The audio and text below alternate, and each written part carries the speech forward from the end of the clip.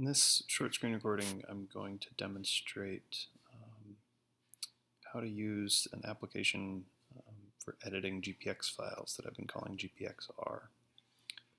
So first, we'll browse for a GPX file. In this case, this indy.gpx was created using Ride with GPS, and that's really just to get the spatial locations and some representative elevation data. And then this application can help us clean that up and get it ready to use with a program like RGT. So there's two basic things you would want to do with this modify horizontal curvature, as far as I've found. The first is to kind of add additional control points to the track. So right now I'll show how to do that. Right now I have ends selected rather than point. That allows us to select a start point and an end point. So you see we have start ID and end ID 111, 112. And then the point mode allows us to specify a geospatial location that we want to use for our kind of control point for the horizontal curvature. So if I click save point here, we get 10 new points that span that start and end location. And you can see down on the elevation, those were added right here. We get a linear interpolation of elevation along that new set of points. So that's the first thing you would want to do, and that's really just useful to add additional locations for this second function, which is to add a curvature, actual horizontal curves to the track. So we'll switch back to ends and select a start point and say we want our end point out here. And then our control point, in this case, is what's going to control the actual curve we're going to draw. So I've found it useful to kind of come out on a tangent from one and a tangent from the other, so maybe somewhere out here. And then if I hit save point, we'll see we get a nice Bezier curve that approximates, in this case, what the racing line would be going around that corner. And so you can get creative with how you want to use this, but I've found it really useful to kind of iteratively go through and modify curves as I want. Note that there is an undo here. So if you don't like the curve, you can go back one step. You can keep going back until the very beginning of your history. But then we could do the same thing again. So go to ends. You don't have to do ends first. I just find that to be kind of the pattern I follow. Ends. I'll do something goofy. Put in a control point way out here. Save point. And you get something. And so you can play around with that and see what you like, see what you get. Okay, so then the second thing I want to show is how to work with elevation. And there's two things here as well. The first is just kind of a simple ability to edit the elevation data in a table. I may do more on this in the future, but I've really only needed to correct a few things by hand, so that this is available. So this is a good illustration of that.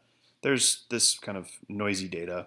You can see here, if we click on the map, or click on the plot, excuse me, you can see this is point ID 56, point ID 57, and 58. So I just want to bring those down to get them kind of into line with the rest of the data here. So if we go to Edit Elevation Table, come out to ID 56, 57, 58. Let's bring these down. So 217 and a quarter, roughly 217 and a half. Let's make this one 217 and 3/4. All right, so then if we save and close, we'll see. So those points are now kind of down in line. So here's 57, 217 and a half. It's 58, 217.8. We don't need to worry too much about these right now. You may want to spend a little more time with it. But this next step is the kind of more powerful one. So this idea of elevation control points, there are currently two control points, and they're represented as vertical lines. There's one here at 1 or 0, and one at the end of the track. So the end of the track gets inserted by default. It kind of has to be there. And the first one is required. I maybe should have that be required, but For now it's not, because what this is saying is from 1 to the end, we're going to run a rolling mean of size 1. So let's actually, just for the sake of illustration, say I wanted to do a rolling mean of size 10 from 1 to the end, and preview smooth elevation. Okay, so this new black line is a smoothed version of the elevation we had, but you can see like this point here, we've lost some of the total elevation that we had.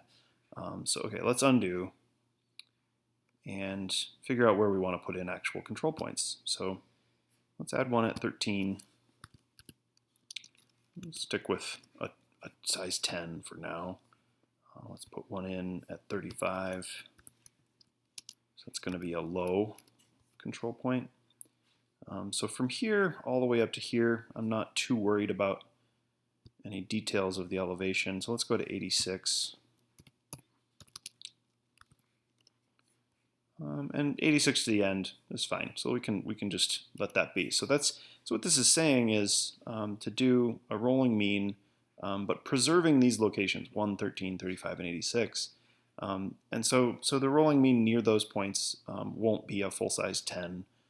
It'll be something less down to the actual value at that location to maintain a smooth elevation curve. If you're interested in the implementation of that, take a look at the repository for this application. So we can have different window sizes, but now if I preview smooth elevation, you'll see we get these vertical lines, and the black new smoothed elevation actually matches the elevation of the original at those control points, and otherwise it's quite smooth. So then if we wanted to improve this, we could by kind of normalizing the point spacing.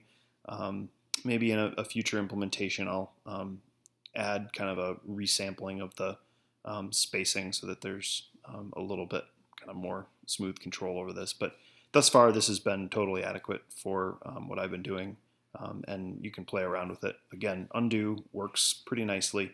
I'm sure there'll be some bugs that'll need to get dealt with, but for the most part, this is what we've got. Okay, so once you're done, there's a save track button here, kind of unfortunately hidden at the very bottom, but when you click save track, you're going to get an output GPX file that could be loaded up in your favorite GPX viewer, or I guess for the sake of demonstration, if I were to refresh this app and go and select that from my downloads, we should see the work that we just did. Okay, so here we can see this curve that we created and our updated elevation data.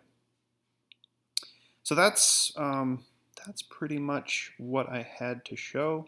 There'll be future work on this, and take a look at the repository and enter issues as they come up. And if things have changed greatly in this application, I'll redo this screencast. But for now, this is kind of the documentation that I have. Thanks.